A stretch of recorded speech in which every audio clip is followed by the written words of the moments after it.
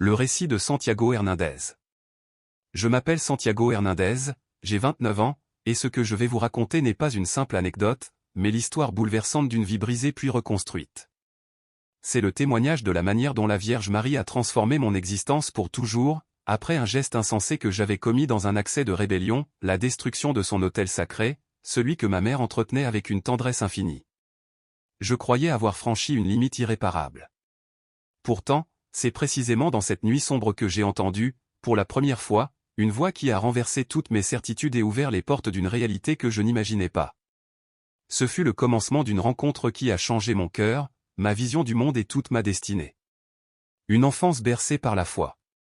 Je suis né à Guadalajara, au sein d'une famille profondément catholique, héritière d'une tradition religieuse transmise de génération en génération depuis plus d'un siècle.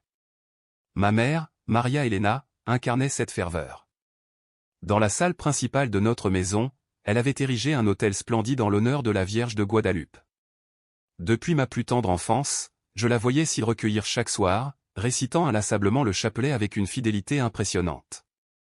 Cet espace sacré n'était pas un simple coin décoré, il vibrait de la foi, de l'amour et de la confiance qu'elle plaçait dans l'intercession maternelle de Marie.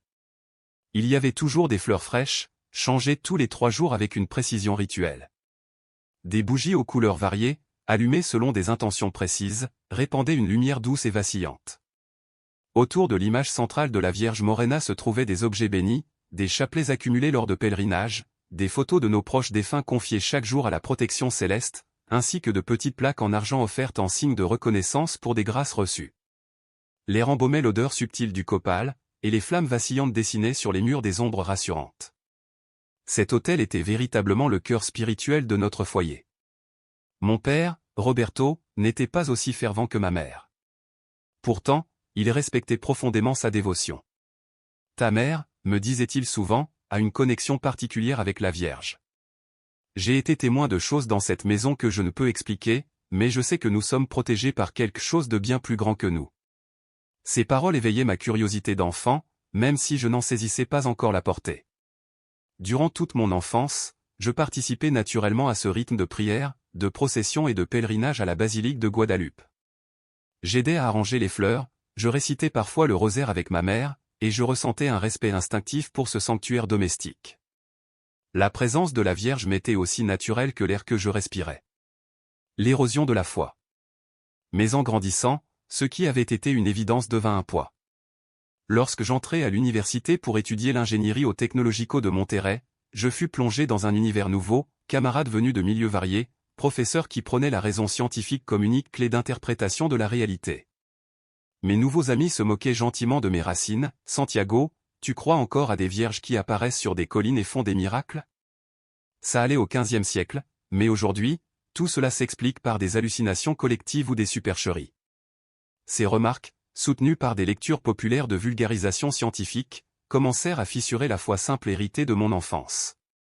Peu à peu, je me tournai vers les ouvrages des grands critiques de la religion, Richard Dawkins, Christopher Hitchens, Sam Harris. Je les dévorais avec avidité, en tirant une fierté intellectuelle, je croyais désormais avoir atteint une forme de supériorité rationnelle. La religion, pensais-je, n'était rien d'autre que l'opium du peuple, une chaîne mentale maintenant l'humanité dans l'ignorance.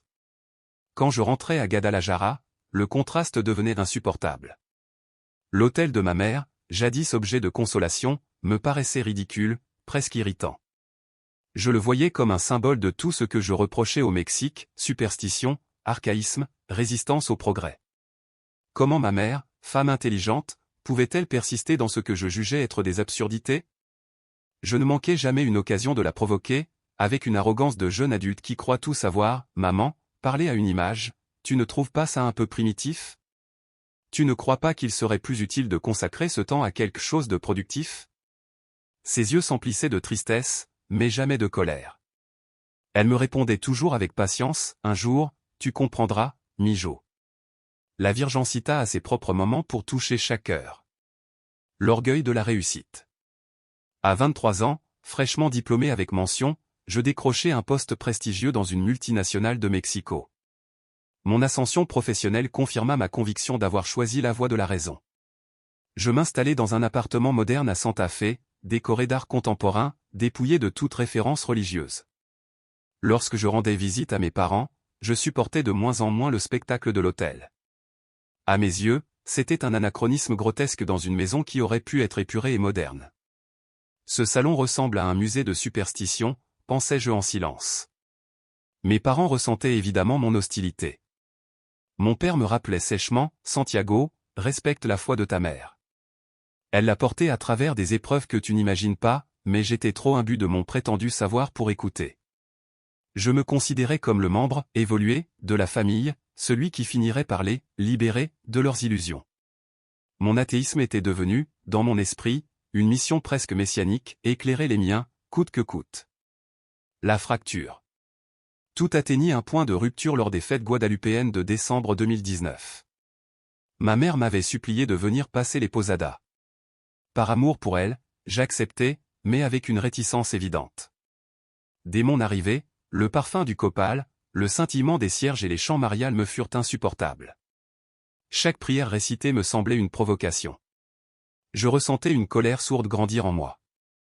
Cette nuit-là, dans un accès d'arrogance et de mépris, je commis l'impensable, je m'en pris à l'autel que ma mère avait bâti de ses mains, celui qui représentait pour elle toute sa foi, toute son espérance. Les détails de ce geste appartiennent à une mémoire douloureuse que je n'évoque qu'avec honte. Mais je peux affirmer que ce fut un moment de rupture absolue, comme si j'avais brisé non seulement des objets sacrés, mais aussi le cœur de ma mère et l'héritage spirituel de ma famille. La nuit de la voix. C'est alors que, dans le silence lourd de cette même nuit, se produisit l'inattendu. Alors que je croyais m'être condamné à jamais par mon blasphème, une voix s'éleva, douce et ferme à la fois, dans un murmure qui ne ressemblait à rien de ce que j'avais connu. Ce n'était ni un rêve ni une hallucination, car chaque fibre de mon être fut traversée par cette présence. Elle parlait avec une tendresse maternelle qui désarma instantanément mon orgueil. « Mon fils, pourquoi me blesses-tu ? Je suis ta mère.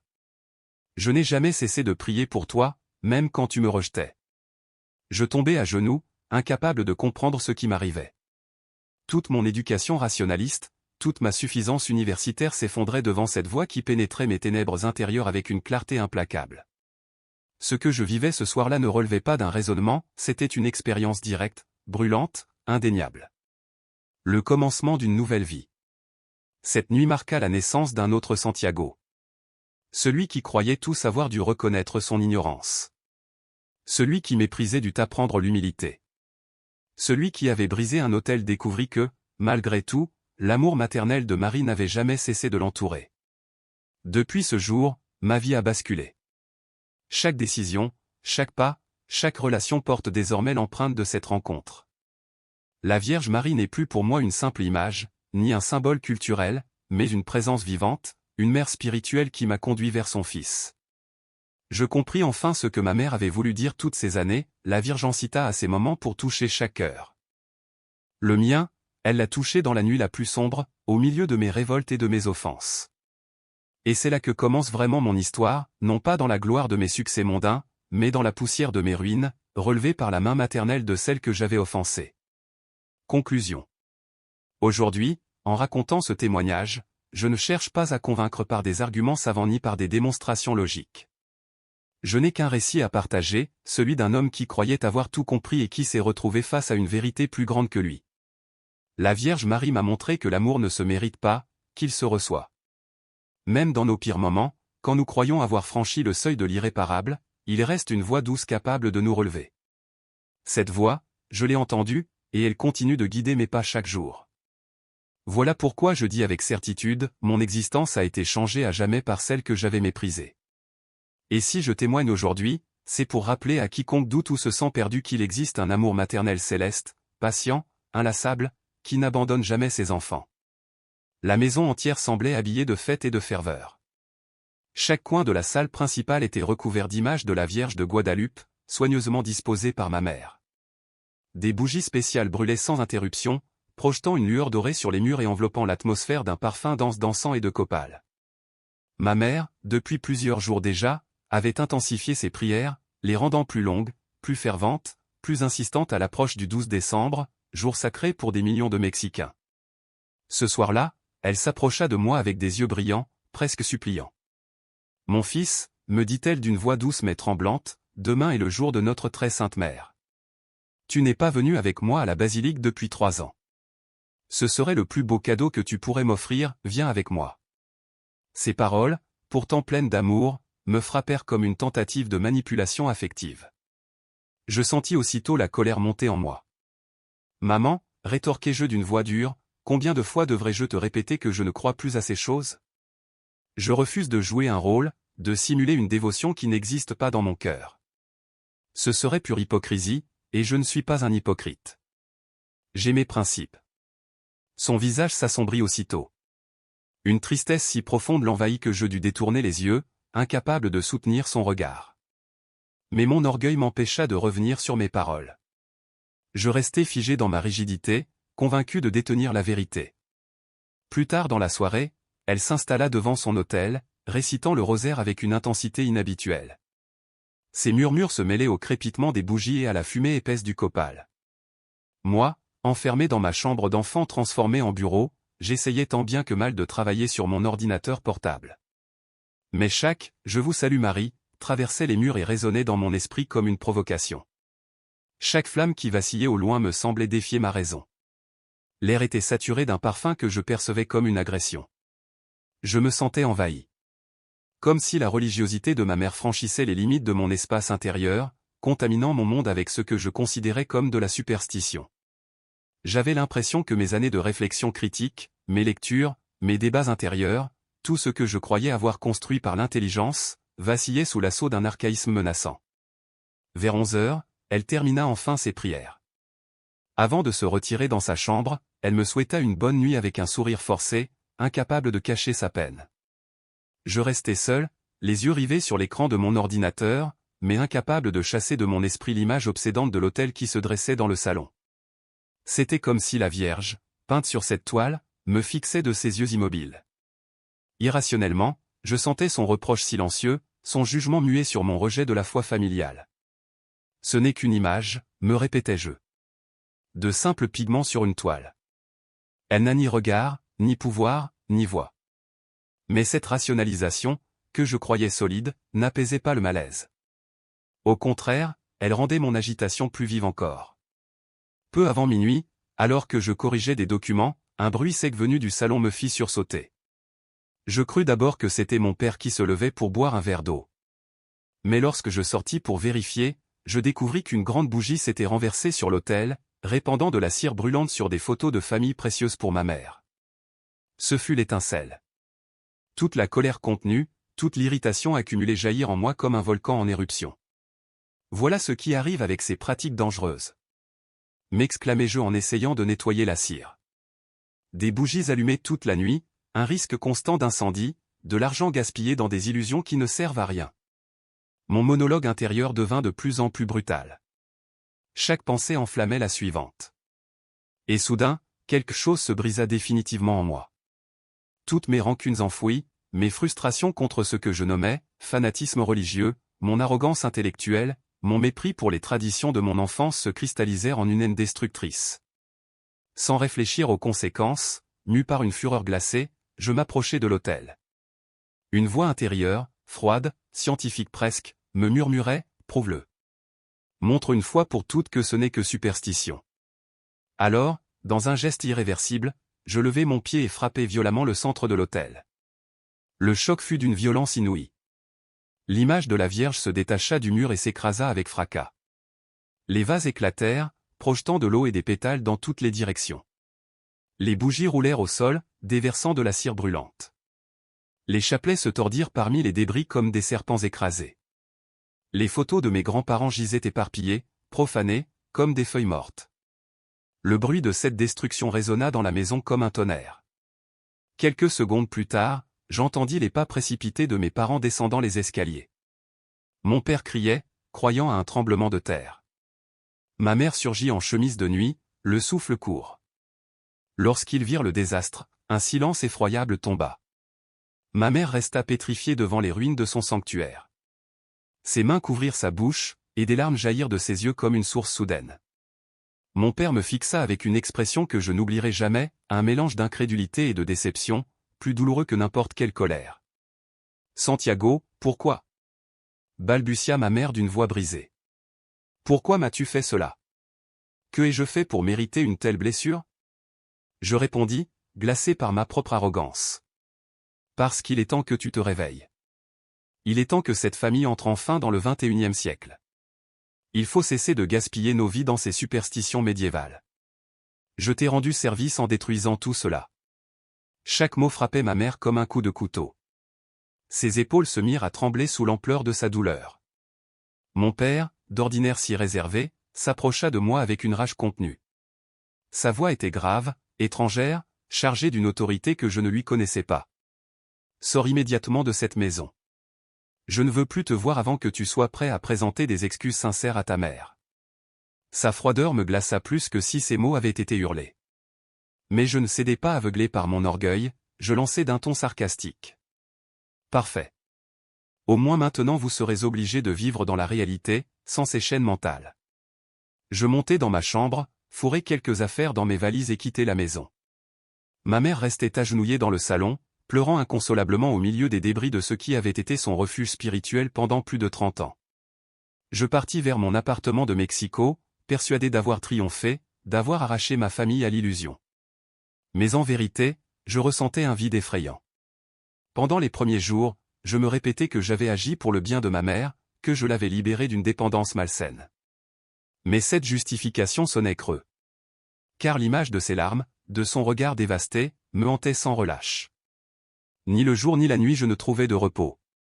Les semaines qui suivirent furent les plus sombres et les plus solitaires de toute ma vie. J'étais devenu adulte, mais ma famille m'avait rejeté. Ma mère ne répondait plus à mes appels. Mon père m'avait bloqué sur toutes ses pages et réseaux sociaux, comme si j'étais devenu un étranger indésirable. En l'espace de quelques semaines, je m'étais retrouvé coupé de ce qui avait toujours été mon noyau vital, ma famille. Mes amis athées, eux, m'applaudissaient. Ils saluaient mon courage d'avoir osé affronter de façon si brutale la religion qui régnait depuis toujours chez nous. Ils me félicitaient de ma rébellion comme si j'avais remporté une victoire intellectuelle. Mais au fond de moi, je me sentais de plus en plus vide, comme un puits asséché. Une confusion profonde m'assaillait, avais-je vraiment fait ce qu'il fallait, ou avais-je commis une erreur irréparable? Les premiers mois de 2020 passèrent dans une étrange torpeur. Janvier et février furent avalés par une sorte de brouillard intérieur. Je me forçais à travailler, à sortir avec des amis, à suivre ma routine quotidienne comme si de rien n'était. Pourtant, rien n'était plus pareil. Depuis le jour où j'avais détruit l'autel de ma mère, quelque chose s'était brisé en moi. Je compris peu à peu que je n'avais pas seulement réduit en miettes des objets religieux. J'avais rompu un lien beaucoup plus profond, invisible mais ancestral. J'avais déchiré une chaîne de mémoire et de foi qui me liait à mes ancêtres, et je ne m'étais rendu compte de sa valeur qu'au moment où je l'avais perdue. Puis, en mars, la pandémie mondiale s'abattit sur nous. Le confinement obligatoire fut pour moi comme une prison qui venait renforcer ma solitude déjà étouffante. Enfermé dans mon appartement, privé de toute distraction sociale, sans la routine rassurante du travail en présentiel, je dus pour la première fois faire face à mes propres démons. Les longues nuits silencieuses de quarantaine furent des épreuves insoutenables. Je revoyais sans cesse l'image de ma mère découvrant son autel réduit à des débris, ses yeux emplis d'une douleur indicible. Cette vision me hantait. C'était un souvenir qui perçait mes défenses intellectuelles et me forçait à voir la vérité. Pour elle, cet autel n'était pas une simple décoration religieuse. C'était le cœur battant de sa vie spirituelle, l'endroit où elle trouvait la force d'affronter l'existence, où elle priait chaque jour pour nous, où elle entretenait la mémoire sacrée de ses proches disparus. En détruisant cet autel, je n'avais pas libéré ma mère de superstition, je l'avais amputée d'une part essentielle de sa vie. En avril, une nuit, je restai longtemps devant ma fenêtre, contemplant la ville figée par le confinement, les rues vides et les lumières froides. Une question que j'avais toujours rejetée me transperça soudain l'esprit, et si ma mère avait raison? Et si sa foi n'était pas une superstition primitive, mais une réalité profonde que je n'avais jamais su comprendre? Peut-être que je ne l'avais pas délivrée en détruisant son autel, mais que je l'avais blessée d'une façon impardonnable. Ces interrogations commencèrent à fissurer les certitudes athées que j'avais soigneusement bâties pendant des années. Puis arriva le mois de mai. Après 5 mois de silence total, je tentai de téléphoner à ma mère pour la fête des mères. Mais ce fut mon père qui décrocha. Sa voix grave résonne encore en moi. Ta mère est très malade, Santiago. Depuis ce qui s'est passé en décembre, elle est plongée dans une dépression profonde. Il m'expliqua qu'elle ne mangeait presque plus, qu'elle ne dormait pas, qu'elle ne sortait plus de sa chambre. Les médecins disaient qu'en détruisant son hôtel, j'avais détruit quelque chose de vital pour son équilibre. Ces mots me frappèrent comme un coup de marteau en plein cœur. Jamais je n'avais envisagé que mon geste de libération puisse plonger ma mère dans une telle souffrance, au point de mettre sa santé physique et mentale en danger. Puis-je lui parler, demandai-je d'une voix étranglée, une voix qui ne semblait même plus m'appartenir. Elle ne veut pas te parler. Pas tant que tu n'auras pas compris la gravité de ce que tu as fait. Puis il raccrocha. Ce soir-là, je vécus ma première véritable crise de conscience d'adulte. Peu importaient mes opinions personnelles sur la religion, la vérité nue, brutale, s'imposait. J'avais blessé, humilié et détruit intérieurement la personne qui m'aimait le plus au monde. Mon combat contre ce que j'appelais superstition avait infligé un dommage réel, tangible, à un être totalement innocent. Les mois suivants furent une descente chaotique, une montagne russe d'émotions. Je cherchais désespérément un moyen de réparer ce que j'avais brisé, sans pour autant renier mes convictions. J'en vins même à envisager d'acheter un nouvel hôtel, plus beau, plus riche. Mais je compris vite que ce serait un geste vide de sens si je n'accompagnais pas cette réparation extérieure d'une transformation intérieure. Puis 20 octobre 2020. Mon père m'appela pour m'annoncer que ma mère avait été hospitalisée. Dépression sévère, anxiété chronique. Les médecins étaient clairs, seule la présence et le soutien de sa famille pouvaient lui donner une chance de se rétablir. Viens la voir immédiatement, me supplia mon père d'une voix brisée. Elle demande après toi sans cesse. Elle dit qu'elle te pardonne, mais qu'elle a besoin de savoir que toi aussi tu lui pardonnes de t'avoir imposé sa foi pendant ton enfance. Ces mots furent un poignard dans mon âme. Ma mère, victime innocente de ma révolte, se sentait coupable de m'avoir transmis ce qu'elle croyait être le plus grand bien, sa foi. L'ironie était terrible, moi qui avais détruit son hôtel pour la libérer, je l'avais en réalité enchaînée dans la culpabilité. Je pris le premier avion pour Guadalajara. Lorsque je la vis dans son lit d'hôpital, mon cœur se serra. Elle était affaiblie, amaigrie, mais ses yeux brillaient encore de cette tendresse maternelle que rien, pas même la maladie, ne pouvait effacer. Elle prit ma main, ses doigts tremblaient. Mon fils, pardonne-moi de t'avoir forcé à croire en des choses que tu ne ressentais pas. Je ne voulais que te protéger. Mais je comprends désormais que chacun doit tracer son propre chemin vers Dieu. Son pardon inconditionnel m'écrasa comme une avalanche. Les larmes que je n'avais pas versées depuis des années coulèrent librement. Maman, tu n'as rien à te faire pardonner. C'est moi qui ai besoin de pardon. Je t'ai blessé, j'ai détruit ce qui donnait sang à ton existence. Je n'ai pas compris ce que ton hôtel représentait pour toi, pour ton cœur, pour ton âme. Elle sourit faiblement, m'effleurant la joue comme lorsqu'elle me berçait enfant. C'est déjà pardonné, Mijo. Mais j'aimerais te demander une faveur. Quand je sortirai d'ici, m'aideras-tu à reconstruire l'autel de la Vierge? Peu importe que ce ne soit pas religieux pour toi. Pour moi, ce serait comme retrouver l'espérance. Sa demande me bouleversa. Reconstruire l'autel signifiait me confronter à tout ce que j'avais rejeté. Mais en voyant son état, je sus que je n'avais pas le choix. Oui, maman. Je t'aiderai à tout reconstruire. Ses yeux s'emplirent de larmes, mais cette fois, c'étaient des larmes de joie. Pour la première fois depuis longtemps, elle retrouvait une étincelle d'espérance. En novembre, elle sortit enfin de l'hôpital. Fidèle à ma promesse, je l'accompagnai dans les rues du centre de Guadalajara. Nous parcourûmes ensemble les boutiques d'objets religieux, statues, cierges, fleurs, images sacrées. Elle s'arrêtait, me montrait, commentait chaque détail avec une passion retrouvée. Regarde celle-ci, me dit-elle en me montrant une représentation de la Vierge de Guadalupe, d'une taille moyenne, mais d'une douceur infinie. N'as-tu pas l'impression qu'elle a une expression très tendre? Je ne voyais rien de particulier.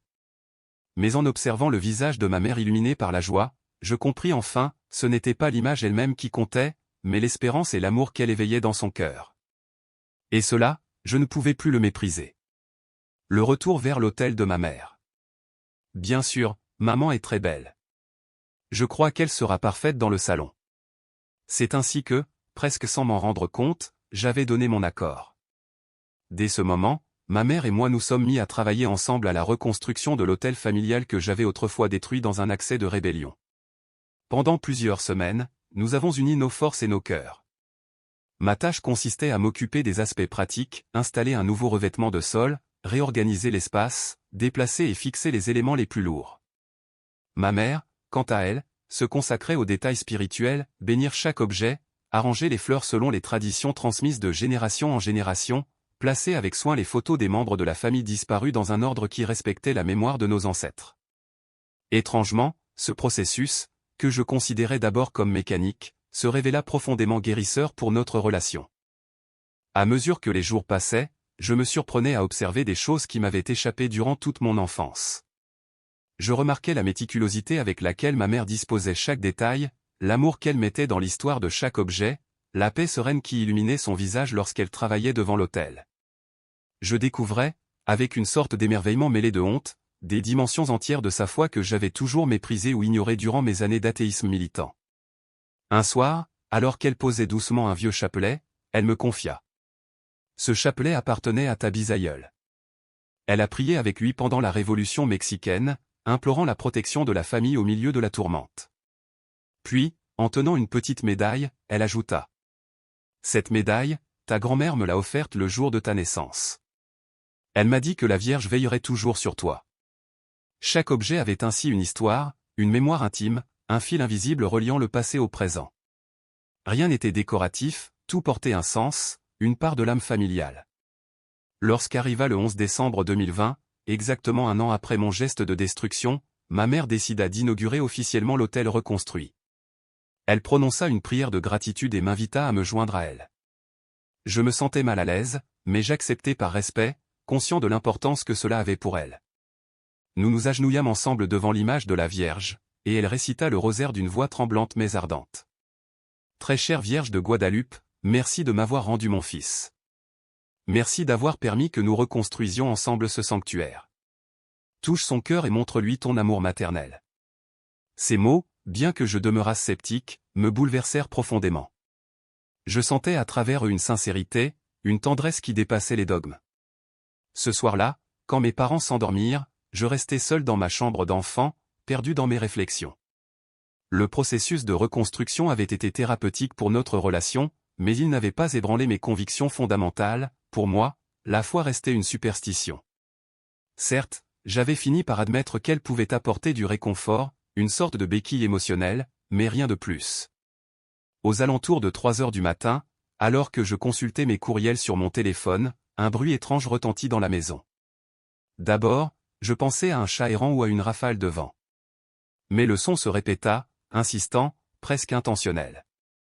Intrigué et légèrement inquiet pour la sécurité de la maison, je me levai sans bruit. Pieds nus, je traversai le couloir, persuadé que j'allais découvrir une explication rationnelle, un objet tombé, une fenêtre mal fermée, peut-être un petit animal. Mais lorsque j'entrai dans le salon, je restai figé sur place, incapable de respirer. Toute la pièce baignait dans une lumière douce et dorée, sans source visible. Ce n'étaient pas les bougies de l'hôtel, elles étaient éteintes. Ce n'était pas la lumière de la rue, les rideaux étaient tirés. Ce n'était pas non plus la lune, le ciel était couvert depuis la veille. Cette clarté semblait jaillir de l'air lui-même, emplissant l'espace d'une chaleur presque palpable. Et c'est alors que je l'entendis. Une voix de femme, tendre, enveloppante, mais étonnamment claire, qui résonnait partout et nulle part à la fois. Ce n'était ni la voix de ma mère ni celle d'aucune femme que j'aurais connue. C'était une voix maternelle, infiniment douce, empreinte d'une sagesse antique et d'une paix inimaginable. Santiago, prononça-t-elle. Mon prénom résonna comme une caresse. Mon fils bien-aimé, pourquoi luttes-tu tant contre l'amour qui t'attend depuis toujours? Mon esprit rationnel s'emballa aussitôt. C'est une hallucination, me dis-je. Trop de fatigue, de stress accumulé, de culpabilité inconsciente envers ma mère. Mais la voix reprit, et chaque mot semblait contourner mon intellect pour se déposer directement dans mon âme. Tu n'as pas détruit l'hôtel par haine, mais par peur. Tu craignais que ce soit réel, que ta mère ait raison, que quelque chose dépasse ton entendement. Mais l'amour n'est pas une menace pour l'intelligence. Il l'achève, il la complète. Ces paroles s'enracinèrent en moi comme une évidence irréfutable. Je compris soudain que, durant toutes ces années, mon athéisme n'avait pas été fondé sur une conviction profonde, mais sur une terreur viscérale. J'avais attaqué la foi de ma mère pour m'empêcher d'affronter l'angoisse de l'inconnu, la possibilité qu'il existe une réalité au-delà de la science. D'une voix tremblante, presque enfantine, je murmurai. Mère, je ne sais pas si tout cela est réel ou si je perds l'esprit. La voix me répondit avec une patience infinie. La réalité est bien plus vaste que ce que tes sens peuvent mesurer. Ta mère n'est pas superstitieuse. Elle sait. Elle a compris ce que tu commences à peine à entrevoir. Il existe un amour maternel qui transcende la mort, qui relie les générations, qui guérit les blessures du cœur. Alors que je l'écoutais, des images envahirent mon esprit, je vis ma mère enfant, priant devant l'autel de ma bisaïeule, je vis ma grand-mère lui enseignant les prières, lui transmettant le chapelet familial, je revis ces générations de femmes dont la foi avait soutenu et protégé notre lignée. Puis je vis les larmes de ma mère chaque fois que je rejetais avec violence cet héritage. La voix continua. Chaque génération doit choisir. Mais avant de rejeter ou d'accepter, il faut comprendre vraiment. Ta mère a accepté parce qu'elle a compris. Toi, tu as rejeté sans savoir. Écrasé par l'émotion, je sanglotais. Que dois-je faire? Comment réparer le mal que j'ai infligé, non seulement à ma mère, mais à toute cette chaîne de foi familiale? La réponse fut simple et désarmante. Commence par ouvrir ton cœur à la possibilité que l'amour maternel se manifeste de façon que la science ne sait pas encore mesurer. Je ne te demande pas de renoncer à ton intelligence, mais de l'utiliser pour explorer des dimensions que tu as verrouillées par peur. Peu à peu, la lumière se dissipa, la présence s'éloigna. Mais avant de disparaître complètement, la voix prononça ces mots qui marqueraient un tournant dans mon existence. Chaque nuit, ta mère a prié pour toi. Chaque Ave Maria était une supplique pour ton retour au foyer spirituel. Sa foi n'a pas été vaine. Je restais seul dans le silence, bouleversé. Rien ne serait jamais plus pareil. Témoignage d'une conversion, de la rébellion à la lumière de Marie. Lorsque le silence revint dans la maison après les longues heures passées à reconstruire l'autel, je demeurai à genoux devant lui. Mes larmes coulaient sans retenue, comme elles ne l'avaient plus fait depuis mon enfance. Je ne savais pas si l'expérience vécue cette nuit-là pouvait être validée par les critères de la science moderne, mais au plus profond de mon être je sentais qu'elle était vraie, indiscutable, réelle selon les critères du cœur humain. J'avais touché quelque chose qui dépassait mes catégories mentales, un souffle venu d'ailleurs, une vérité qui échappait à mes cadres habituels. Le lendemain matin, je me réveillais avec une clarté d'esprit que je n'avais pas connue depuis des années. Je n'étais pas soudainement devenu un catholique fervent, mais j'avais reconnu une vérité douloureuse, mon athéisme militant avait fini par devenir aussi rigide, aussi dogmatique que n'importe quel fondamentalisme religieux. J'avais fermé mon esprit à des possibilités qui méritaient pourtant d'être explorées avec honnêteté intellectuelle. Au petit déjeuner, je regardais ma mère avec un mélange de nervosité et de tendresse. « Maman, j'aimerais te demander une faveur très importante. » Ses yeux brillèrent aussitôt d'une curiosité pleine d'espérance. « Pourrais-tu m'enseigner ta foi ? Je ne te promets pas de me convertir, mais je veux comprendre. Comprendre ce que cela signifie pour toi et pour notre famille depuis des générations. » Des larmes de joie emplirent ses yeux. « Mon fils, murmura-t-elle, c'est tout ce que j'ai toujours demandé dans mes prières. Non pas que tu crois exactement comme moi, mais que tu comprennes pourquoi je crois. » À ce moment, je sus que j'avais pris la bonne décision. Une mère devenue maîtresse spirituelle. Au fil des mois, ma mère se transforma en guide, en maîtresse patiente de l'histoire familiale et des traditions religieuses. Elle m'apprit les prières que ma grand-mère lui avait transmises. Elle me raconta les récits de miracles vécus ou rapportés dans notre lignée, des histoires qu'elle avait entendues lorsqu'elle était enfant. Elle m'expliqua la signification symbolique de chaque objet disposé sur l'autel, chaque fleur, chaque bougie, chaque image. Elle m'introduisit à la richesse spirituelle et culturelle du catholicisme mexicain. La Vierge de Guadalupe, me répétait-elle en arrangeant les fleurs, n'est pas seulement une image religieuse. Elle est la synthèse vivante de deux mondes, l'indigène et l'espagnol. Elle est la mère qui a uni des peuples séparés, la protectrice des pauvres et des marginaux. Pour nous, Mexicains, elle est le signe que le divin se soucie de nous, surtout de ceux qui souffrent. Peu à peu, je compris que ma mère n'était pas superstitieuse. Elle était l'héritière d'une tradition spirituelle complexe et profonde, qui avait soutenu notre peuple pendant des siècles. Sa foi n'était pas une fuite hors du réel, mais un lien avec nos racines ancestrales, avec une vision du monde où le matériel et le spirituel s'entrelacent. La rencontre avec la foule des croyants. Un an plus tard, le 12 décembre 2021, j'accompagnais ma mère à la basilique de Guadalupe pour la première fois depuis plus de 10 ans. Je n'y allais pas comme un croyant, mais comme un fils désireux de comprendre l'expérience spirituelle de sa mère. Pourtant, Ce que je vécus ce jour-là me bouleversa. Des milliers de personnes de tous âges, de toutes classes sociales, se pressaient pour honorer la Vierge. Certains arrivaient à genoux, après avoir parcouru de longues distances. D'autres portaient des images ou des bouquets de fleurs. Beaucoup pleuraient d'émotion devant le tilma miraculeux exposé dans le sanctuaire. La sincérité de cette foule était si palpable qu'il m'était impossible de la réduire à une simple superstition collective. « Sens-tu quelque chose de particulier ici ?» me demanda ma mère en s'approchant de l'autel. Je ne savais que répondre. Mais oui, il y avait dans l'air une paix collective, une énergie de confiance et d'espérance que je ne pouvais nier. Je ne pouvais pas l'expliquer scientifiquement, mais je ne pouvais pas l'ignorer non plus. De la curiosité à l'ouverture. Au cours des 2 années suivantes, mon rapport à la foi catholique évolua doucement, de l'hostilité au respect, du respect à la curiosité, puis de la curiosité à une ouverture sincère. Je commençais à lire la théologie catholique, non pour la réfuter, mais pour la comprendre. J'assistais parfois à des messes familiales, non pas comme un pratiquant, mais comme un chercheur de l'expérience religieuse humaine. Ma mère me rappelait avec une sagesse désarmante. Tu n'as pas besoin de croire à tout ce que je crois. Mais reconnais au moins qu'il existe des mystères de l'existence que la seule science n'a pas encore su élucider. La foi n'est pas l'ennemi de la raison, c'est une autre manière de connaître la réalité. Ces paroles résonnaient dans mon cœur. La voix entendue cette nuit, la présence ressentie, revenait comme un souffle discret chaque fois que j'ouvrais un livre ou que j'entrais dans une église. Le choix décisif. En mars 2021, je pris une décision qui allait bouleverser ma vie, je m'inscrivis au catéchuménat pour adultes dans la paroisse de ma mère. Lors de mon premier entretien, je dis au Père Miguel. Je veux devenir catholique.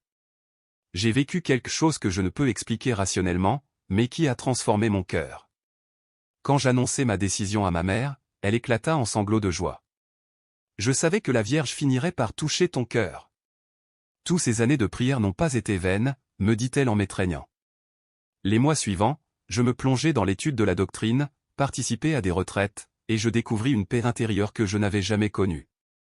Chaque enseignement sur Marie résonnait en moi comme l'écho de cette voix maternelle entendue dans la nuit. Le jour de ma confirmation, le 12 décembre 2021 et exactement 2 ans après avoir détruit l'autel fut le plus émouvant de ma vie. Quand l'évêque Monnier en prononçant « reçoit le sceau de l'Esprit Saint », je ressentis la même présence aimante que cette nuit de grâce. Merci, Mère, de ne pas avoir abandonné ton fils rebelle, murmurai-je, les larmes aux yeux. Une nouvelle vie.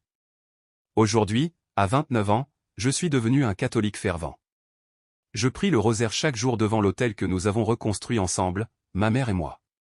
Chaque « Je vous salue Marie » me rappelle la patience maternelle qui m'a attendu pendant mes années de rébellion. J'ai repris les traditions que j'avais jadis méprisées, mais cette fois avec la liberté de celui qui a choisi, après avoir expérimenté la grâce. Je travaille désormais comme coordinateur de la pastorale des jeunes dans ma paroisse, en particulier auprès des étudiants qui, comme moi, ont perdu la foi sous l'influence de l'athéisme académique. Je le répète, la Vierge peut toucher n'importe quel cœur, même celui qui s'est endurci dans l'orgueil intellectuel. Mon témoignage s'est répandu dans toute Guadalajara. On m'invite souvent à raconter comment la Vierge de Guadalupe a ramené à la foi un ingénieur athée qui avait osé détruire son autel sacré. À chaque récit, je vois des larmes dans les yeux de parents qui prient pour leurs enfants éloignés de la foi. Je leur redis, la Vierge ne se lasse jamais d'aucun de ses enfants. Les fruits d'une prière obstinée. Ma mère pria pour moi pendant des années. Même lorsque je la rejetais, ses prières parvenaient au cœur de Marie. Elle a 7 ans, mais elle tient toujours ses promesses maternelles. Aujourd'hui, ma relation avec ma mère est plus belle que jamais. Nous prions ensemble le rosaire chaque fois que je la visite. Nous faisons pèlerinage ensemble à la basilique chaque 12 décembre. Et nous partageons désormais une foi profonde qui a guéri les blessures causées par ma rébellion. L'autel que j'avais détruit dans un geste d'arrogance est devenu le centre de notre vie spirituelle familiale. Chaque matin, j'allume les bougies et je rends grâce à la Vierge pour sa patience. Chaque soir, je m'agenouille et je lui demande pardon pour mes années d'aveuglement. La voix entendue cette nuit-là ne m'a pas seulement appris l'humilité, elle m'a conduit à une conversion totale. Elle m'a montré que l'amour maternel de Marie transcende toutes les résistances, qu'il peut adoucir les cœurs les plus durs, qu'il n'est jamais trop tard pour rentrer à la maison. Un témoignage pour tous. Ma conversion est si radicale que mes anciens amis athées n'arrivent pas à la comprendre. Comment un ingénieur peut-il croire aux apparitions, me demande-t-il avec ironie. Mais je n'ai plus besoin de convaincre. J'ai expérimenté l'amour divin de façon si tangible qu'aucun argument ne peut l'effacer. Chaque 12 décembre, jour de la Vierge de Guadeloupe, je me souviens de ce moment terrible où j'ai brisé son autel, et de ce moment glorieux où j'ai entendu sa voix. La même mère qui avait supporté ma révolte est aujourd'hui celle qui guide ma foi adulte. L'image que j'avais détruite avec haine, je la contemple désormais avec un amour infini. Mon histoire est une preuve vivante, il n'existe pas de cas désespéré pour l'amour maternel de Marie. Si elle a pu transformer un ingénieur athée, elle peut toucher n'importe quel cœur qui accepte d'écouter sa voix dans le silence de la nuit. Elle m'a appris que l'amour véritable ne se rend jamais, qu'une mère n'abandonne jamais ses enfants, peu importe la distance qui les sépare de la maison. Sa voix transforma ma rébellion en dévotion, mon athéisme en foi, mon orgueil en humilité. Et chaque nuit, quand le silence enveloppe mon cœur, je me rappelle cette expérience qui a bouleversé mon existence. Alors je prie encore et encore. Merci, Maman Céleste, de ne pas avoir laissé ton fils se perdre dans les ténèbres de l'orgueil. Merci de m'avoir attendu avec patience jusqu'à ce que je sois prêt à entendre ta voix d'amour.